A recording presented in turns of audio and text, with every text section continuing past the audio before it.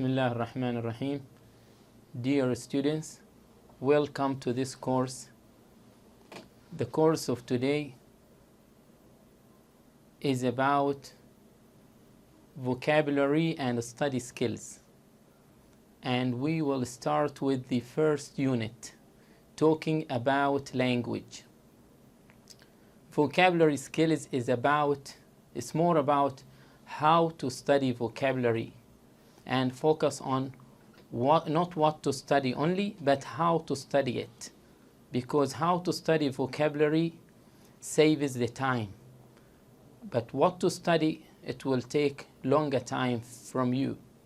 So let us start with the first unit, talking about language. When we say talking about language, it's different from you need to differentiate between someone who knows about the language and someone who knows the language. So when we say to know about language, means you know the grammatical rules, you know the grammar, the structure of the language. So knowledge usually is in the brain, in the mind. But to say to know about to know the language, it means to know the language skills. So language skills is not in the mind, and which is more important. Let us now discuss this topic, talking about the language, which is mainly it's about some of the grammatical points that you need to know, because these will help you to improve your vocabulary. In this topic, the first point that we will discuss is about language words. This book uses some grammar words in English. So you have to know some grammar words, because these grammar words will help you to enlarge your vocabulary, to expand your words. For example, if you know a verb, you need to know how to derive a noun from that verb.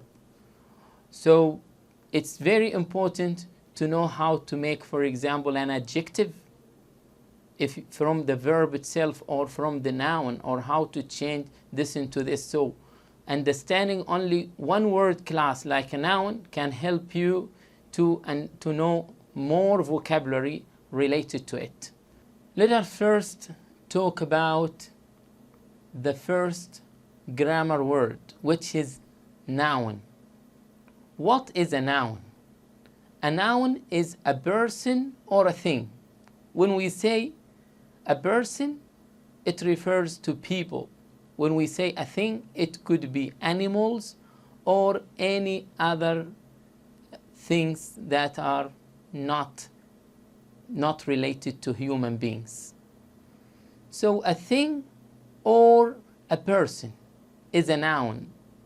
For example, book, girl, pen, pencil, school, all these are nouns. Let us come to the second one. What is a verb? A verb is something we do. So verbs refers to actions. So an action is usually a verb. For example, sit, stand, jump are all verbs, because these are things we usually do. The verb do itself, to do something, to read, to write, to listen, to sleep, to eat, all these are verbs. Let us come to an adjective. What is an adjective?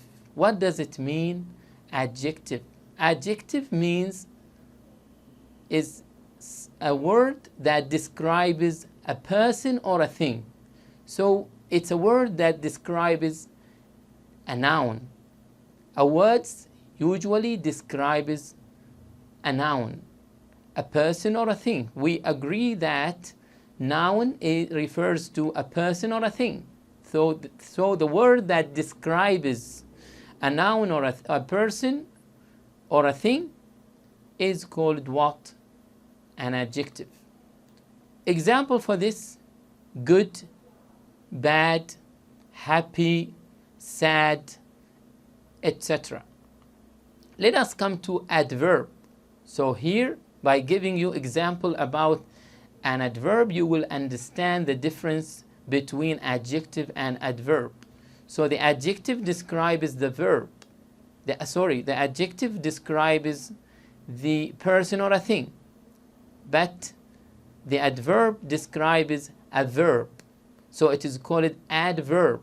So it describes what? It ends with verb, adverb. So it describes the verb. The adjective describes the noun.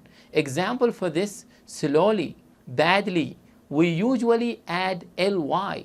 Ly often is added, but not always. It's not always. We have some adverbs, like some adverbs of time, even adverbs of manner, adverbs of place, that doesn't accept ly. But mostly and often we change an adjective into a verb by adding ly. What is a preposition? Preposition, as the name suggests, we say pre and position. Position means location. So a preposition, a little word that comes before a noun or a pronoun. A little word. It's not like many letters, so it is little. Like what? Like and, like in, on, at. So these are little words, comes before. When we say pre, means before, preposition. So it's before a noun or before a pronoun. So it's called, when we say, for example, in the school, it comes before, or at school. Or when you say by car, it comes before a noun. The next word is singular. What does it mean, singular? A singular is just one. It means just one, not more than one. Example, when you say book, when you say pen, when you say house, when you say, for example, school, all these are refers to single things. So singular means a single. It could be single noun, means a single person, or refers to a single thing. Like, for example, when you say a man, or for example, when you say a college. When you say college, for example, college itself is what? Singular. How to change singular into plural? So when we, instead of talking about only one thing, we talk about more than one thing. So in English, two things are plural. If we need to talk about two books or two houses, we say books, houses. We usually add s, and sometimes we add, in some cases, we have irregular plurals, so we don't add s, but mostly we add s to what? To the noun. Next, more grammar words which are very important for you to know. A phrase. What is a phrase? We need to know the difference between a phrase, a sentence, and a paragraph. So a phrase is a group of words that are not complete. Means it is not complete sentence. So a phrase is incomplete sentence. A phrase like in a house is incomplete sentence, or at home, or at school, or an old man. These phrases are not sentences. Why? Because they are incomplete. They are incomplete. Why they are incomplete? We don't have full sentence like subject, verb, and complement, for example. So it's a phrase. A sentence is different case.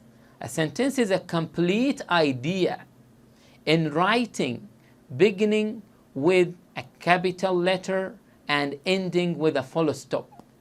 So a phrase doesn't end with a full stop and it doesn't start with capital letter. One common mistakes that some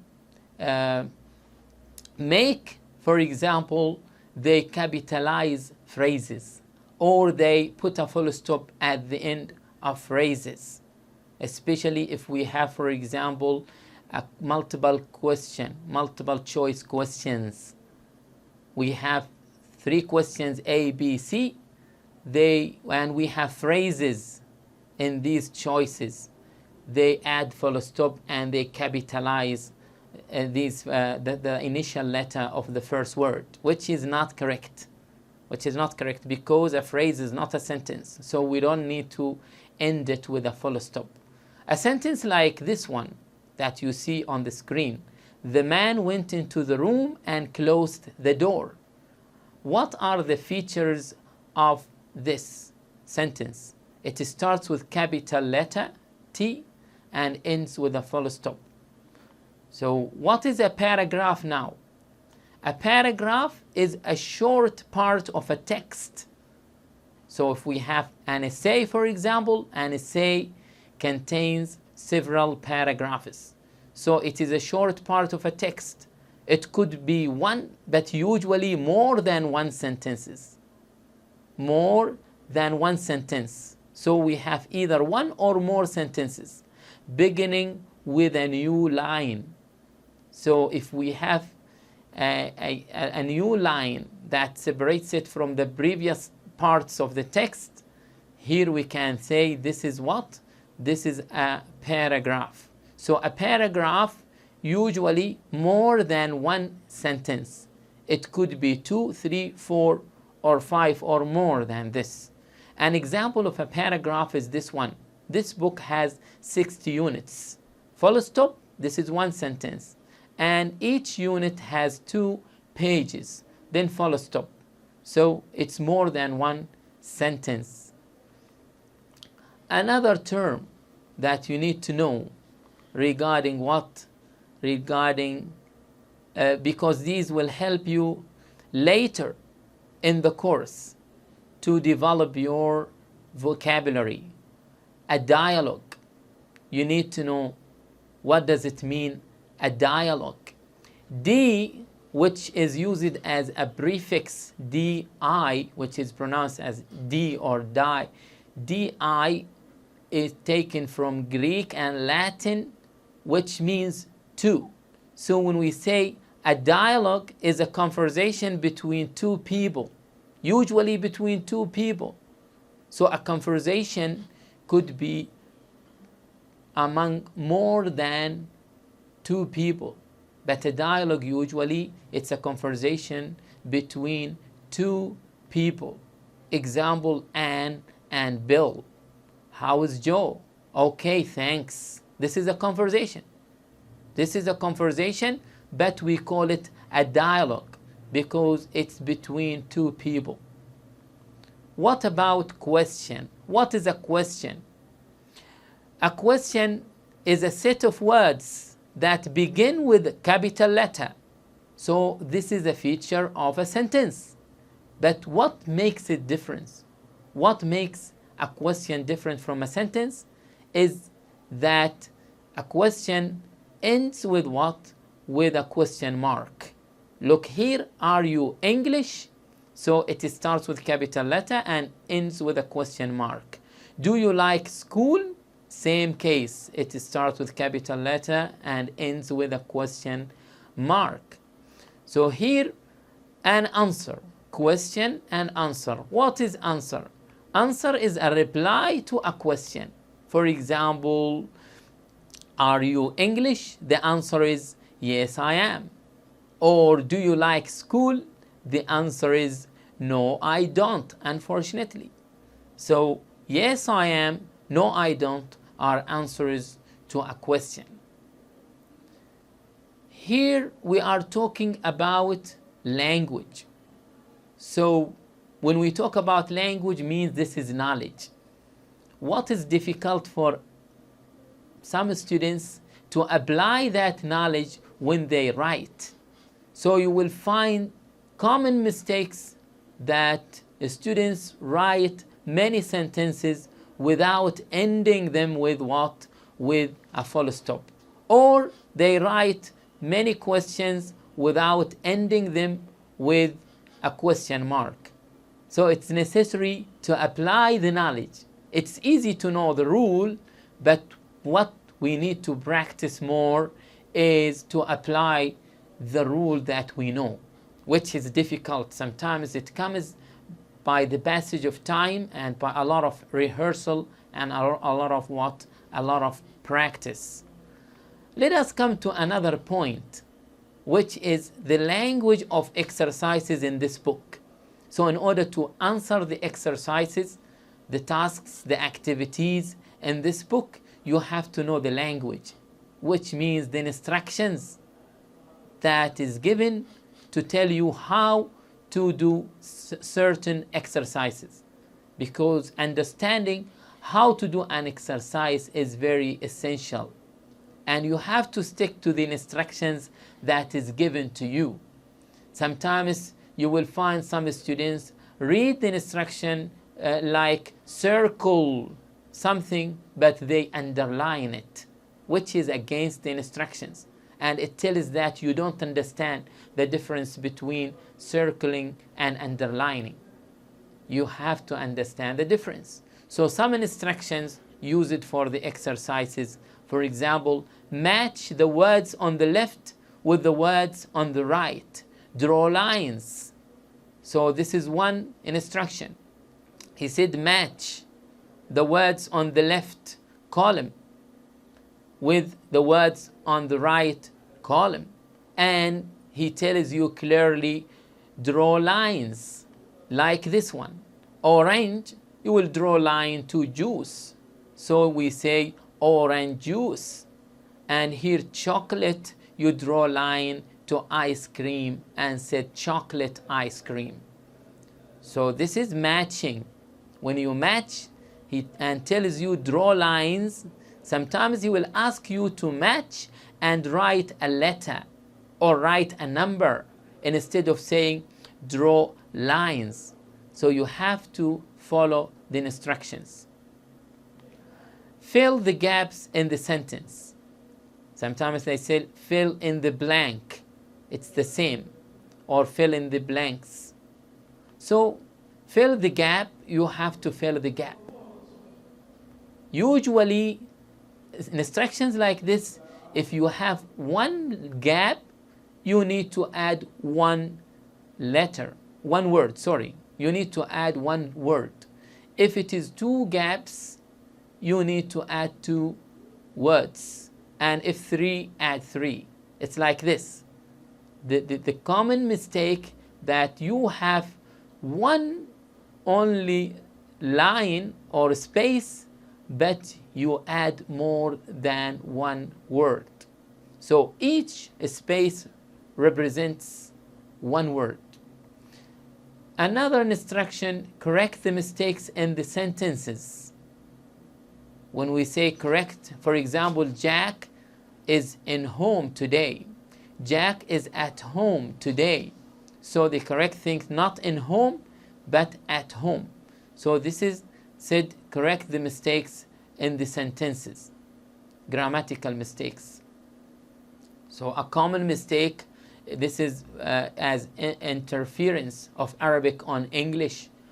Many students say in home instead of saying at home because it's more closer to Arabic to say in home as translation. When we translate the sentence at home in Arabic, it becomes logically for us to use in, which is a mistake, a common mistake. So complete the sentence. Another thing, complete the sentence for yourself. Means for yourself, complete the sentence that suits your situation, that can be applied on you. For example, I go to work. Talk about yourself. How do you go to work? I go to work by bus. So when he said complete the sentence for yourself, means add something that fits your situation, something about you. One more instruction. Maybe he will ask you to add another examples. So you have to know the difference between other examples and another example. Here he is asking you to add only one example because he said another example. But if he said add more examples or add other examples, in this case you can add more than one. So following the instructions is necessary. For example, cat, dog, horse, add only one, like cow, but don't add one more, like camel. Don't add two, because the instructions is clear. So sticking to the instruction is very important, because sometimes if you add two and the instruction says only one, and one of these are wrong, the teacher might correct only the first one you wrote. So you will be what? It will be an issue for you. So better to read the instructions carefully, then act according to what is required from you. If we come here to exercises, these exercises are in the book itself, the textbook, and these exercises are related to the first unit. The first exercise, what do we call this? Do you remember? Write the grammar words in A, means on the opposite page. In A, opposite page in your textbook. Write it in your own language. So this is an instruction. He needs you to translate the grammatical words that we have studied today in this session in your own language. Let us do it together. It's not difficult. You can check your English-Arabic dictionary or English or Arabic-English dictionary. Check bilingual dictionary to help you for such translation. Sometimes you can even use Google Translate to help you do this. Okay, what's a noun in Arabic is ism, and a verb fi'l. We have adjective صفة. Adverb is ظرف. Why do we need to understand the Arabic words? The Arabic words sometimes is a shortcut for you to understand quickly. To understand quickly is to know what? The translation. And also you will understand and get the exact meaning. But first you need to find the word in English. You can check it in Arabic and in English also. What is a preposition in Arabic? حرف جر. Singular means mufrad, and plural means جمع. A phrase, عبارة, we said it's incomplete sentence, and a sentence is جملة. Paragraph, فقرة. Dialogue, حوار. Dialogue is different sometimes from what? Conversation, which is محادثة. So it could involve more than two people. A dialogue, we said, between two people. Okay, question is سؤال, and what is related to it is answer, which is إجابة. So this is the translation of the grammar words that we have studied today. Let us come to the second exercise related to the first unit, 1.2. Look at the opposite, means at the opposite page in your textbook. And you can open it now and follow us. Write the exercise instructions in your own language. Again, he is trying to what?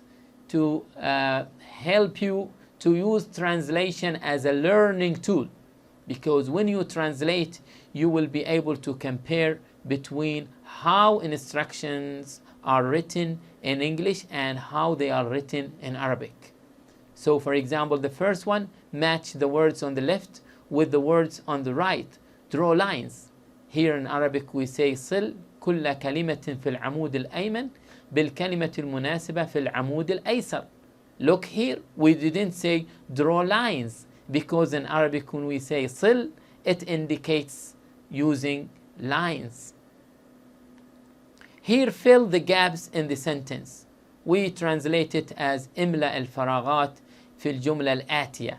Though there is nothing written like in the following sentence, but in translation usually they use the الجملة الآتية. They add this one to make it clear. But in English usually, for them this sentence is clear, means it is the following sentence, because he uses the sentence, mean the sentence below. Correct the mistakes in the sentences. Now it is plural, so صحح الأخطاء في الجمل الآتية. Again we added here الآتية, which means the following, but in the English version this word is not there. Enough to say the sentences. So when we say the sentences, you make it clear that the sentences that are shown under the instruction. It's clear, but in Arabic they prefer to use al-atiyah. Number 4, complete the sentence for yourself. What does it mean? اكمل الجملة عن نفسك, means talking about yourself. If we come to these translations, we can note that sometimes when we translate in Arabic, we don't stick to exactly the same words that are used in English, because each language has its own conventions, has its own rules of writing, or style of writing is different. So you have to understand this. So you might add or you might delete when you translate to make it suitable and to make it acceptable in your mother tongue or in the language that you want to translate to. Let us translate the last one, which is add another example. أضف مثالا آخر وهو and this is very clear. أضف مثالا آخر. Write these words in the correct column. So instruction is clear. You have columns: 1, noun; 2, verb; and the last is adjective. So put each word in the suitable column. So we agree that a noun is a person or a thing.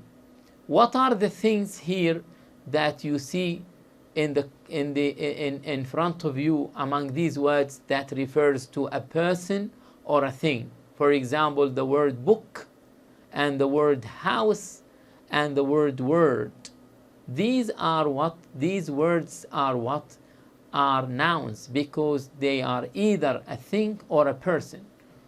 Also the word man. What about verbs, which we said something we do, like action: speak, have, write, to say, to have breakfast, to have a shower. So these are verbs. And say, to say something. So it is a verb. Yeah, because something we do. Here when you say, you are doing something. You are opening your mouth and you are moving your lips. So to say, it is a verb also. What about adjectives? We have here good, new, right, and blue. Just I want to draw your attention here that the word book itself comes as a verb. That's why to order them without context, it's a little confusing. When you say book, add it under a suitable column. So book here, it could also go under a verb, because it has one of the meanings of it is to, for example, book a table in a restaurant, or book a room in a hotel, or book a taxi. Means to call the company or to call the hotel to reserve a room for you. And this is another problem when you say just order the words without putting them in context. So in order to understand whether book is a verb or a noun, we have to have it inside a sentence. Like, for example, I have to book a taxi to the airport. Here it's a verb. But when you say I borrowed a book from my friend, it's a noun. So this is just, I'd like to draw your attention that the context plays great role in understanding the meaning.